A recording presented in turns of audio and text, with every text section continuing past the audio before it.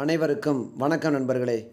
நம்ம இந்த காணொலியில் என்ன பார்க்க போகிறோம் அப்படின்னா, தற்கால தமிழ்நாட்டு வரலாறு வெங்கடேசன் புத்தகத்தை பார்த்துக்கிட்டு இருக்கோம். புதிய நண்பர்களாக இருந்தீங்கன்னா நம்ம சேனலை சப்ஸ்கிரைப் பண்ணிக்கோங்க, லைக் பண்ணிக்கோங்க, டெலகிராமில் ஜாயின் பண்ணிக்கோங்க. இது நம்மளுடைய 7வது கிளாஸ், ஓகேங்களா? இதுக்கான மற்ற 6 கிளாஸ்க்குரிய வீடியோக்களை நான் டிஸ்கிரிப்ஷனில் கொடுத்துருக்கேன், இல்லாட்டி ப்ளேலிஸ்ட்டில் இருக்குது. பார்க்காத நண்பர்கள், புதிய நண்பர்களாக இருந்தீங்கன்னா போய் பார்த்துக்கோங்க. டெலகிராமில் உங்களுக்கு தேவையான அனைத்து பிடிஎஃப்மே இருக்குது, நீங்கள் பார்த்துக்கலாம், ஓகேங்களா? சரி, இப்போ என்ன பார்க்க போகிறோம் அப்படின்னா, doctor TM Nair. Doctor TM Nair 1868 1919 பிறக்கிறாரு. இவரோட குடும்பத்தை பற்றி சொல்லணும் அப்படின்னா, மாதவன் டிஎம் நாயரோட ஃபுல் பேர் என்ன அப்படின்னு சொல்லி பார்த்தோம்னா, 1868 ஜனவரி 15 கேரளாவில் பாலக்காட்டுக்கு அருகே உள்ள திருூரில் தரவாநாத் குடும்பத்தில் பிறந்தார். எனவே இவர் திருூர் மாதவன் நாயர் என்று அழைக்கப்பட்டார். எப்படி அழைக்கப்படுறார்? இவர் திருூர் மாதவன் நாயர் என்று அழைக்கப்பட்டார். இவரது தந்தை சிங்கிசம் வீட்டில் சங்கரன் நாயர் திருூரில் துணை ஆட்சியராக பணியாற்றியவர். இவர் டெபுட்டி முனிசிப் அப்படின்றது இருக்காங்க அந்த காலகட்டங்களில். மாதவனின் மூத்த சகோதரர் சட்டக்கல்வி பெற்று மாவட்ட துணை ஆட்சியராக பணிபுரிந்தவர். டெபுட்டி கலெக்டராக இருந்திருக்காரு அவங்க அண்ணன். அவங்க சகோதரி தரவாத அம்மாள் மலையாள் சமஸ்கிருத மொழி வல்லுநராக இருந்திருக்காங்க. சுருக்கமாக சொல்லணும்னா, மாதவன் நாயரே ஒரு கல்வி குடும்பத்தை சேர்ந்தவங்க, ஓகேங்களா? மாதவன் நாயர் ஒரு மருத்துவ மேதையாக இருக்கார். இவர் மாதவன் பாலக்காடு அரசினர் உயர்நிலைப் பள்ளியில் படித்துவிட்டு சென்னை மாநில கல்லூரியில் பட்டப்படிப்பை முடித்துவிட்டு சென்னை மருத்துவக் கல்லூரியில் சேர்ந்தார். ஸ்கூலில் எங்கே படிக்கிறாரு அப்படின்னா, மாதவன் பாலக்காடு அரசினர் உயர்நிலைப் பள்ளியில் படிக்கிறாரு. சென்னை கல்லூரியில் பட்டப்படிப்பை முடிக்கிறாரு. சென்னை மருத்துவக் கல்லூரியில் சேர்றாரு. மருத்துவ படிப்பை பாதியில் நிறுத்திவிட்டு இங்கிலாந்து போயிடுறாரு மாதவர். இங்கிலாந்து போய் எடின்பர்க் மருத்துவக் கல்லூரியில் சேர்ந்து முதுகலை பட்டம் பெற்றார்.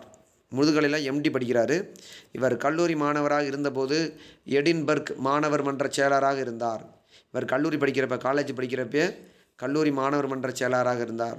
பின்னர் படிப்பை முடித்தவுடன் எடின்பர்க் இந்திய சங்க தலைவராகவும், எடின்பர்க் பல்கலைக்கழக முற்போக்கு சங்க உறுப்பினராகவும், எடின்பர்க் பல்கலைக்கழக முற்போக்கு இதழின் ஆசிரியராகவும், லண்டன் இந்திய சங்க செயலாளராகவும், பின்னர் அதன் துணைத் தலைவராகவும், பிரிட்டிஷ் மருத்துவ சங்கம், ராயல் ஆசிய சங்கம், தேசிய முற்போக்கு மன்றம் மற்றும் ராயல் சங்கம் ஆகியவற்றின் உறுப்பினராகவும் இருந்திருக்காரு. இவர் கீழ்கண்டவற்றில் எது உறுப்பினராக இல்லைன்னு கூட கேட்க வாய்ப்பு இருக்குது. அப்போ எடின்பர்க் மாணவர் மன்ற செயலர் அதாக இருந்திருக்காரு.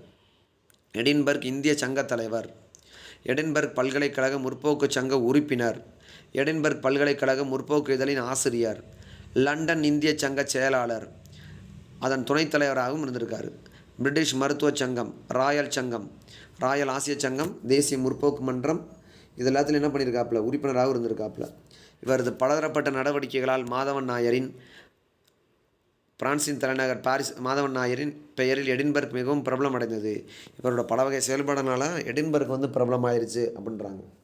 1896 டாக்டர் மாதவன் நாயர் பிரான்சின் தலைநகர் பாரிஸ் சென்று காது மூக்கு தொண்டை வியாதிகள் பற்றி ஆராய்ச்சி செய்தார். ஆக்சுவலி இவர் ஒரு காது மூக்கு தொண்டை இஎன்டி டாக்டர், ஓகேங்களா? ஓராண்டு ஆராய்ச்சிக்கு பின் சென்னை திரும்பினார் மாதவன் நாயர். 1897 திரும்புகிறாப்புல. 1896 ஃப்ரான்ஸ் போகிறாரு. 1897 திரும்புகிறாப்புல. இவர் ஃப்ரான்ஸ் பாரிஸில் போய் தான் என்ன பண்ணிக்கிறாரு, காது மூக்கு தொண்டை வியாதிகள் பற்றி ஆராய்ச்சி பண்ணிட்டு வர்றாப்புல. சென்னை திரும்பிய டாக்டர் மாதவன் நாயர் அகில இந்திய காங்கிரஸில் சேர்ந்தார். சென்னைக்கு திரும்பினோடனே அகில இந்திய காங்கிரஸ் சேர்ந்துடுறாப்புல. காங்கிரஸ் மாநாடுகளில் பங்கேற்று 1897 1899 வரைக்கும் இந்திய மருத்துவ பணி பற்றியும் மருத்துவ அதிகாரிகள் அவலநிலை பற்றியும் குறித்து பேசினார். மருத்துவ பணி இப்படி இருக்குது, மருத்துவ அதிகாரிகள் இப்படி இருக்குன்னு சொல்லி அதை குறித்து பேசுகிறாரு. இத்துறைகளில் ஆங்கில அரசாங்கத்தின் அக்கறையின்மை பற்றியும் குறை கூறினார். இந்திய மருத்துவர்கள் ஆங்கில மருத்துவர்களுக்கு சமமாக கருதப்பட வேண்டும் என்பதை வலியுறுத்தினார். ஐயா, இந்திய மருத்துவர்கள் இருக்காங்களா, நீங்கள் ஆங்கில மருத்துவர்களை எப்படி மதிக்கிறீங்களோ அதே மாதிரி இந்திய மருத்துவர்களை மதிங்கய்யா அப்படின்னு சொல்லியிருக்காப்புல. 1907 சித்தூரில் நடைபெற்ற மாவட்ட காங்கிரஸ் கூட்டத்திற்கு தலைமை தாங்கினார் நாயர். 1907 சித்தூரில் ஒரு காங்கிரஸ் மாநாடு நடைபெறுகிறது. அந்த சித்தூரில் நடைபெற்ற காங்கிரஸ் மாநாட்டுக்கு தலைமை தாங்கிறார். டாக்டர் டிஎம் நாயர் 12 ஆண்டுகள் சென்னை மாநகராட்சி உறுப்பினராக பணியாற்றினார். டாக்டர் டிஎம் நாயர் 1904 முதல் 1916 வரை கிட்டத்தட்ட 12 ஆண்டுகள். எத்தனை ஆண்டுகள்? 12 ஆண்டுகள் சென்னை மாநகராட்சி உறுப்பினராக பணியாற்றினார். திருவல்லிக்கேணியிலிருந்து தேர்ந்தெடுக்கப்பட்ட அவர் நகராட்சி பிரச்சனைகள் பற்றி, குறிப்பாக குடிநீர் விநியோகம் பற்றிய மக்கள் எதிர்பார்ப்புகள் பற்றி பேசினார். 1904லிருந்து 1916ஆம் ஆண்டு வரை 12 ஆண்டுகள் சென்னை மாநகராட்சி உறுப்பினராக பணியாற்றியிருக்காரு. அங்கே சென்னை மக்களோட குடிநீர் விநியோகத்தை பற்றி பேசியிருக்காப்புல. இதற்கிடையே இந்திய அரசால் தொழில் கமிஷன் உறுப்பினராக நியமிக்கப்பட்டார். எடின்பர்க்கில் தான் நிறைய வேலை பார்த்துருக்காரு. செயலாளராக இருந்திருக்காரு, உறுப்பினர் இருந்திருக்காரு, தலைவராக இருந்திருக்காரு, ராயல் சங்கம், ஆசிய சங்கம் சொல்லி. இந்தியாவுக்கு வந்து இந்திய அரசால் தொழில் கமிஷன் உறுப்பினராக தேர்ந்தெடுக்கப்பட்டிருக்கார். 1908ஆம் ஆண்டு 1908ஆம் ஆண்டு இந்திய அரசால் தொழில் கமிஷன் உறுப்பினராக தேர்ந்தெடுக்கப்பட்டார். அப்போது தொழிலாளர்களின் பிரச்சனைகள் பற்றி, குறிப்பாக அவர்களது வேலை நேரத்தை குறைப்பது உள்ளிட்ட பரிந்துரைகள் அடங்கிய அறிக்கையை லண்டனில் இருந்த அரசாங்க செயலாளர் செக்ரட்டரி ஆஃப் ஸ்டேட் நேரில் சந்தித்து கொடுத்தார். அவர் வந்து இந்திய அரசால் தொழில் கமிஷன் உறுப்பினராக நியமிக்கப்பட்ட ஆண்டு 1908. அப்போது தொழிலாளர்களின் பிரச்சனைகள் பற்றி, குறிப்பாக அவர்களது வேலை நேரத்தை குறைப்பது உள்ளிட்ட பரிந்துரைகள் அடங்கிய அறிக்கையை லண்டனில் இருந்த அரசாங்க செயலாளர் அவரை நேரில் பார்த்து சந்தித்து கொடுத்துருக்கார். 1908ஆம் ஆண்டு 1912இல் நாயர் சென்னை சட்டமன்ற மேலவைக்கு தேர்ந்தெடுக்கப்பட்டார். சென்னை சட்டமன்ற மேலவைக்கு டிஎம் நாயர் தேர்ந்தெடுக்கப்பட்ட ஆண்டு 1912ஆம் ஆண்டு. முதல் உலகப் போரின் போது 1914 முதல் 1918 முதல் எஸ்எஸ் மதராஸ் கப்பலில் மருத்துவ பணி செய்தார். 1914லேருந்து 1918 வரைக்கும் முதல் உலகப் போரில் எஸ்எஸ் மதராஸ் அப்படின்ற கப்பலில் மருத்துவ பணி பண்ணியிருக்காரு. போர் முடிந்தவுடன் பிரிட்டிஷ் அரசாங்கம் அவருக்கு ஹைசர் ஹிந்த் அப்படின்ற ஒரு பதக்கத்தை வழங்கி பெருமை பண்ணியிருக்காங்க. பின்னர் அவருக்கு போர் சேவை பதக்கமும் வழங்கப்பட்டது. அப்படின்னா வந்து சகலகலா வல்லவரான டிஎம் நாயருக்கு 12 ஆண்டுகள் மாநகராட்சி உறுப்பினர் இருந்திருக்கார். 1908லேருந்து 1916. இந்திய அரசாங்கத்தில் தொழிற்சங்கத்தோட உறுப்பினராக இருந்திருக்கார் 1908. அப்போதைக்கு தொழிலாளர் சங்கத்தோட கோரிக்கைகள் வந்து 1908 அங்கே போய் பரிந்துரைகளை லண்டனில் போய் அங்கே இருக்க அரசாங்க செயலர் பார்த்து கொடுத்துருக்காப்புல. 1912 நாயர் சென்னை சட்டமன்ற மேலவைக்கு தேர்ந்தெடுக்கப்பட்டார். முதல் உலகப் போரின் போது 1914லேருந்து 18 வரை எஸ்எஸ் மதராஸ் கப்பலில் மருத்துவ பணி செய்தார். போர் முடிந்தவுடன் பிரிட்டிஷ் அரசாங்கம் அவருக்கு ஹைசர் ஹிந்த் பதக்கம் வழங்கி பெருமை செய்தது. பின்னர் அவருக்கு போர் சேவை அப்படின்ற ஒரு பதக்கமும் கொடுத்துருக்காங்க. நீதி கட்சியில் நாயர். முதல் உலகப் போர் முடிந்தவுடன் டாக்டர் டிஎம் நாயர் அவரது பார்வையை பிராமணர் அல்லாதார் பிரச்சனைகள் பக்கம் திருப்பினார். 1914லேருந்து 18 முதல் உலகப் போர் நடந்து முடிஞ்ச பிறகு டாக்டர் சி. நடேச முதலியார் சமரச ஆலோசனையை ஏற்றுக்கொண்டு பிடி தியாகராய செட்டியார் அணி சேர்ந்தார். நடேச முதலியாரின் சமரச ஆலோசனை சேர்த்துக்கிட்டு என்ன பண்ணுறாப்புல 3 பேர் ஒன்றா சேர்ந்துக்கிறாங்க. நீதி கட்சி என்று அழைக்கப்பட்ட தென்னிந்திய மக்கள் நல கூட்டமைப்பை தோற்றுவித்தனர். 1916ஆம் ஆண்டு தென்னிந்திய நல மக்கள் கூட்டமைப்பை தோற்றுவித்தவர்கள் யார்? டிஎம் நாயர், நடேச முதலியார், தியாகராய செட்டி. 1917ஆம் ஆண்டு சென்னையில் நடைபெற்ற முதல் பிராமணர் அல்லாதார் மாநாட்டில் கலந்து கொண்ட தியாகராய செட்டி திராவிட நாகரிகத்தின் தனிச்சிறப்பு தன்மை, பிறப்பால் மனிதனுக்கும் இடையேயான வேறுபாட்டை ஒருபோதும் ஏற்றுக்கொள்ளவில்லை என்றார். 1917ஆம் ஆண்டு சென்னையில் நடைபெற்ற முதல் பிராமணர் அல்லாதார் மாநாட்டில் கலந்துக்கிட்ட தியாகராய செட்டியார் என்ன சொல்கிறாரு? திராவிட நாகரிகத்தின் தனிச்சிறப்பு தன்மை, பிறப்பால் மனிதனுக்கும் இடையான வேறுபாட்டை ஒருபோதும் ஏற்றுக்கொள்ளவில்லை அப்படின்றார். பிறப்போக்கும் எல்லா உயிருக்கும். அதே மாநாட்டில் கலந்து கொண்ட டாக்டர் நாயர், தியாகராய செட்டி மற்றும் ரெட்டமலை சீனிவாசன் ஆகியோர் முன்னிலையில் பின்வருமாறு பேசினார். அவர் பேசினதுக்கப்புறம் இவர் பேசுகிறார். என்ன பேசுகிறார்? இந்தியாவில் 2 இனங்கள் தான் உண்டு.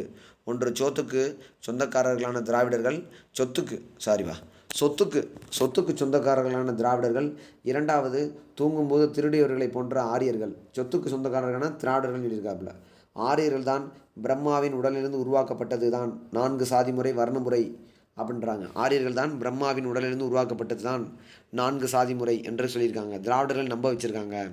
அதிலிருந்து படித்தவர்கள் பிராமணர்கள் என்றும், படிக்காதோர் சூத்திரர்கள், தீண்டத்தகாதவர்கள் என்றும் பிரிக்கப்பட்டனர் என்ற விளக்கத்தை கூறி நீதி கட்சியின் நோக்கத்தை விவாதித்தனர். அவங்க கடவுள்கிட்டருந்து வந்தால் சொல்கிறாங்க, நம்மள்டாம் வந்து திண்டத்தகாதவங்களாக பிரிக்கிறாங்க அப்படின்னு நம்ப வைக்கிறாங்க அப்படின்னு மக்களிடையே ஒரு விழிப்புணர்வை ஏற்படுத்துகிறாங்க. நீதிக்கு ஆசிரியர் டாக்டர் டிஎம் நாயர் தென்னிந்திய மக்கள் நல கூட்டமைப்பின் நீதி ஆங்கில பத்திரிகையின் தலைமை ஆசிரியராக இருந்து கருத்து பிரச்சாரம் செய்தார். இவரது தலைமையில் இப்பத்திரிகை மிகுந்த செல்வாக்கு பெற்றது. இப்பத்திரிகையின் பெயரால் தென்னிந்திய மக்கள் நல கூட்டமைப்பு நீதி கட்சி என்று புகழ் பெற்றது. டாக்டர் டிஎம் நாயர் என்ன பண்ணுறாரு? தென்னிந்திய மக்கள் நல கூட்டமைப்பில் நீதி அப்படின்ற ஆங்கில பத்திரிகையின் தலைமை ஆசிரியராக இருந்து கருத்து பிரச்சாரம் செஞ்சுருக்காரு. இவரது தலைமையில் இப்பத்திரிகை மிகுந்த செல்வாக்கு பெற்றது.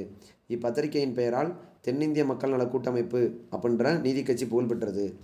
ஓயா உழைப்பாளி டாக்டர் நாயர் 1918லேருந்து 1919 உடல்நலக் குறைவையும் பொருட்படுத்தாமல் லண்டன் சென்றார். அங்குள்ள பாராளுமன்ற குழுவின் முன் வகுப்புவாரி பிரதிநிதித்துவத்தின் இன்றியமையாமையை பற்றி கூறுவதற்காக சென்றார். 1918லேருந்து 19 வரைக்கும் அங்கு பல நிகழ்ச்சிகளில் பங்கேற்றார். ஓயாது ஒழியாது உழைத்த டாக்டர் டி.எம். நாயர் 1919 ஜூலை 17 இறந்துறாரு. 1919 ஜூலை 17 இறந்துறாப்புல 51 வயசில். Doctor TM. நாயர் நல்ல கல்வி குடும்பத்தில் இருந்து வந்தவர். அவரது குடும்ப பின்னணியும் இங்கிலாந்து அனுபவமும் மருத்துவ அறிவும் நாயரை அவர் மல்டி டேலண்டட் பர்சன் இருந்திருக்காப்புல. மேலை நாட்டு முற்போக்கு நோக்கூடிய நவீன மனித மேதையாக்கின. உயர் சாதி குடும்பத்தில் பிறந்த நாயர் கீழ் சாதியினருக்கும் இழைக்கப்பட்ட கொடுமையை கண்டு கொதித்தெழுந்தார். ஓகேங்களா. ஆரிய திராவிட பிரச்சனையை இன வேறு மாறுபாட்ட இனங்களின் போராட்டமாக பார்த்தார். பிராமணர் ஆதிக்க பொறுக்க முடியாமல் காங்கிரஸை விட்டு வெளியேறினர். காங்கிரஸை விட்டு வெளியே வந்த டாக்டர் நாயர் அன்னிபெசன்ட் பிராமண ஆதரவு போக்கை வன்மையாக கண்டித்தார். இந்த கேள்வி கேட்பாங்கப்பா. Doctor TM. நாயர் என்ன பண்ணியிருக்காப்புல, அன்னிபெசன்ட்டோட பிராமண ஆதரவு கண்டிச்சிருக்காப்புல. சுயாட்சி இயக்கத்தை கடுமையாக விமர்சிச்சிருக்காப்புல. நடேச முதலியார் தமிழ், தியாகராயா செட்டி தெலுங்கு, நாயர் மலையாளம் ஆகியோர் ஒருங்கிணைந்து துவக்கிய நீதி கட்சி தற்கால தமிழ்நாட்டு வரலாற்றில் ஒரு மைல்கல். நாயர் நீதியின் ஆசிரியராக இருந்து சமுதாய நீதிக்காக அரும்பாடுபட்டார். நீதின்றது பத்திரிக்கை. அப்போ பணியாற்றிய போதே உயிர் தியாகம் செய்தார். ஆங்கிலேயர் போன்று உடையணிந்து ஆங்கிலேய நடைமுறைகளை பின்பற்றியதால் நாயரை ஆங்கில பித்தர் என்று குறை கூறினர். அவன்ற ஆங்கில பித்தர் என்று யார் சொல்லியிருக்காங்க? டி.எம். நாயர். ஆங்கில புலமை இருந்தும் நாயர் தாய்மொழி பற்றுடையவர். தூய்மையான மலையாள மொழியில் எழுதியும் பேசியும் வந்தார். சென்னை தியாகராய நகரில் இவர் பெயரில் ஒரு பாதை உள்ளது. ஓகேங்களா. சென்னை தியாகராய நகரில் 2008 மத்திய அரசு நாயரை பெருமைப்படுத்தும் வகையில் அஞ்சல் தலை வெளியிட்டுள்ளது. Doctor TM. நாயரை சுருங்க கூறினா, நீதி காவலர்களில் ஒருவர் டாக்டர் டி.எம். நாயர். தேசியவாதிகளில் முக்கியமான பிராமணர் அல்லாத தேசியவாதி. தேசியவாதிகளில் முக்கியமான பிராமணர் அல்லாத தேசியவாதி என்பது பெரியார் ஈவேரின் கணிப்பு. பெரியார் ஈவேர் என்ன சொல்லியிருக்காப்புல, தேசியவாதிகளில் முக்கியமான பிராமணர் அல்லாத தேசியவாதி. திராவிடர் லெனின் என்றிருக்காப்புல. பெரியார் டி.எம். நாயரை திராவிடர் லெனின் என்று குறிப்பிட்டிருக்கார். அடுத்து யாரை பற்றி பார்க்க போகிறோம் அப்படின்னா, பி.டி. தியாகராய செட்டியார் 1852 1925 வரைக்கும். Doctor PT. என்ன சொல்கிறாங்க, பி.டி. தியாகராய செட்டியார். தியாகராயர் 1852 ஏப்ரல் 27 ஏகத்தூரில் செல்வமும் செல்வாக்கு மிக்க தேவாங்கு செட்டி குடும்பத்தில் பிறந்தார். இவர் எங்கே பிறக்கிறாரு?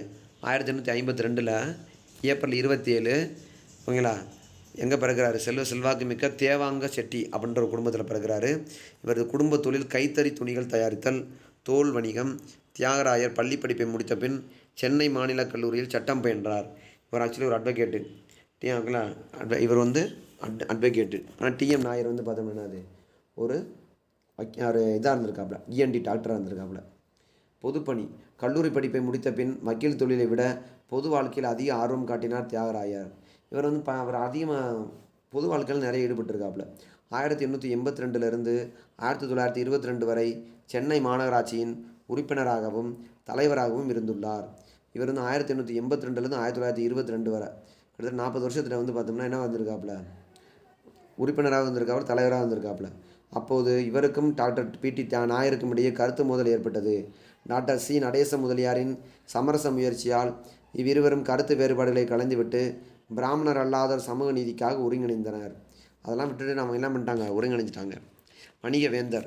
தியாகராய செட்டி 1910 1921 வரை தென்னிந்திய வணிகக் கழகத்தை தோற்றுவித்து அதன் தலைவராக பணியாற்றினார்.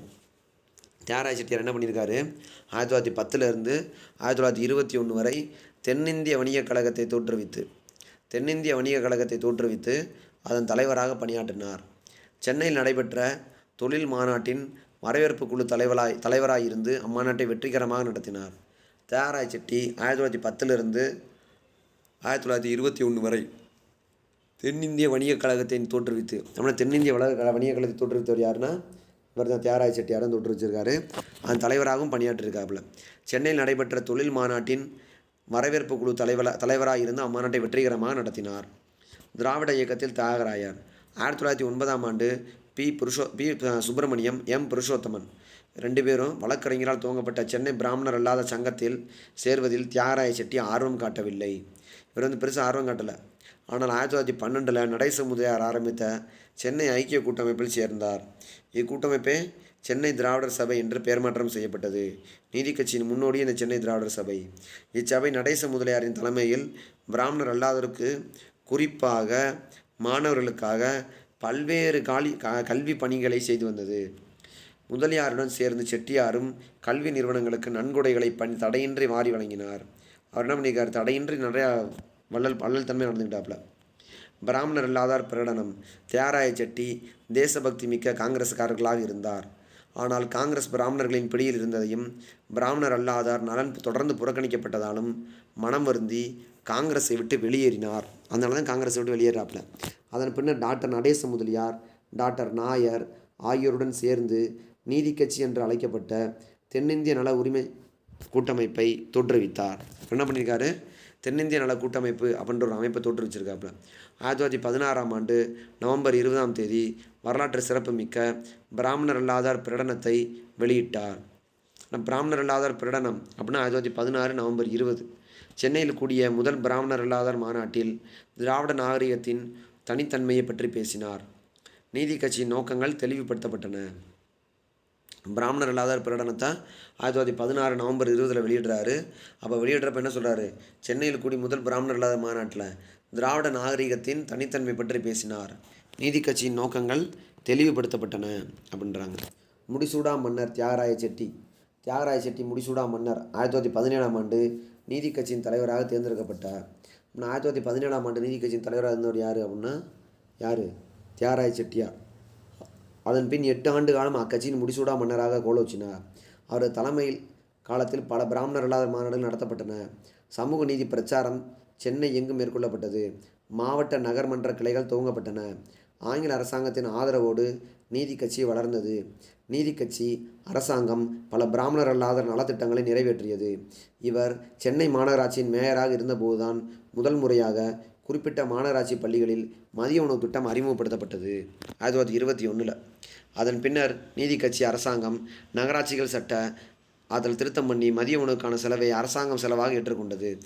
அவர் செலவு பண்ணிக்கிட்டு இருந்தார் மேயராக இருக்கிறப்ப. அரசாங்கம் 1922 மதிய உணவுக்கான செலவை அரசாங்கமே ஏற்றுக்குச்சு. பிராமணர் அல்லாதரிடையே ஒற்றுமை உணர்வு எக்காலத்திலும் இல்லாத அளவுக்கு விரிவடைந்தது. சுருங்கக்கூறின் தியாகராய செட்டியார் தலைமையில் பிராமணர் அல்லாதர் கல்வி, சமூக, பொருளாதார, அரசியல், நிர்வாக, கலை, கலாச்சார துறைகளில் முன்னேற்ற நிறைய விஷயம் இவர்கள் நடந்திருக்கு. இம்முன்னேற்றத்தை காரணமான பிடி தியாகராய செட்டி 1925 ஜூன் 75வது வயதில் வெள்ளுடை வேந்தர் காலமானார். வெள்ளுடை வேந்தர் என்று அழைக்கப்பட்டவர் யார், தியாகராய செட்டி. ஓகேங்களா. 1852 பிறக்கிறாரு. 1925 இறக்குறாரு. ஓகேங்களா. 1925 இறக்குறாரு. இவரை பற்றி சொல்லணும் அப்படின்னு சொல்லி பார்த்தோம்னா ஒரு மதிப்பீடு மாதிரி போட்டிருக்காங்க. தியாகராயர் பிறக்கும்போதே இவர் பான் இந்த சில்வர் ஸ்பூன் சொல்கிறாங்க. சில்வர் ஸ்பூனோட தான் பிறந்தார். தற்கால தமிழ்நாட்டு அரசியல் வரலாற்றில் தனக்கான தனியான இடத்தை பிடித்து கொண்டு தனித்தன்மையோடு செயல்பட்டவர். அவருக்கான தனி முத்திரையை பதித்தவர். உயர் சாதி குடும்பத்தில் பிறந்து வளர்ந்த தியாகராய செட்டி ஆங்கில கல்வி பெற்று சென்னை மாநகராட்சியில் பல ஆண்டு காலம் பணியாற்றிய பின் பிராமணர் அல்லாதாரின் முன்னேற்றத்திற்காக நீதி கட்சியை தோற்றுவிக்க காரணமாக இருந்தோரில் முக்கியமானவர். இவரது பிராமணர் அல்லாதார் பிரகடனம் வரலாற்று சிறப்புமிக்க ஆதார ஆவணமாகும். தியாகராய செட்டி ஆங்கில அரசாங்கத்தின் ஆதரவாளர். பிரிட்டிஷ் அரசாங்கம் இவரை சேவையை பாராட்டி திவான் பகதூர் பட்டத்தையும், அப்படின்னா தியாகராய செட்டி ஆங்கில அரசாங்கத்தோட ஆதரவாளராக இருந்திருக்காரா அப்படின்னா ஆமாம், ஆதரவாளராக இருந்திருக்காரு. இவர் பார்த்தோம்னா திவான் பகதூர் பட்டத்தையும் 1915, சர் பட்டத்தையும் 1921, தேசபக்தியையும் கடவுள் பக்தியையும் தியாகராயர் பிராமண வெறுப்பாளரோ அல்லர். தேசபக்தியும் கடவுள் பக்தி மிக்கவர் தான் இவர். பிராமண வெறுப்பாளரோ அல்ல. ஆனால் ஆங்கில அரசாங்கத்தின் ஆதரவாளராக இருந்திருக்காரு. ஒத்த தகுதியுடைய பிராமணர் அல்லாதோர் அவர்கள் எண்ணிக்கைக்கேற்ப விகிதாச்சார அடிப்படையில் அனைத்து துறைகளிலும் பிராமணர்களுக்கு சமமான வாய்ப்புகளை பெற அவங்களும் பாடுபட்டிருக்காங்க. பிராமணர்களுக்கு சமமான வாய்ப்புகளை பெறதுக்காண்டி. எனினும் இவர் பிராமணர் அல்லாதாரின் உயர் சாதி வகுப்பினர்களுக்கு கொடுத்த முன்னுரிமை பிற்படுத்தப்பட்ட வகுப்பினருக்கு கொடுக்கவில்லை என்ற குறைபாடு இருந்தது. தியாகராய குறுகிய மனப்பான்மை அதெல்லாம் தேவையில்லை. இவரை போன்ற தலைவர்கள் பொது வாழ்க்கை வந்தன என்று ஆர் கண்ணன் சொல்கிறாரு. இதெல்லாம் ஒன்றும் தேவையில்லை, இதை மட்டும் பார்த்துக்கோங்க. அவர் வாதாடி பெற்றது தான் வகுப்பாரி பிரதிநிதித்துவ உரிமை.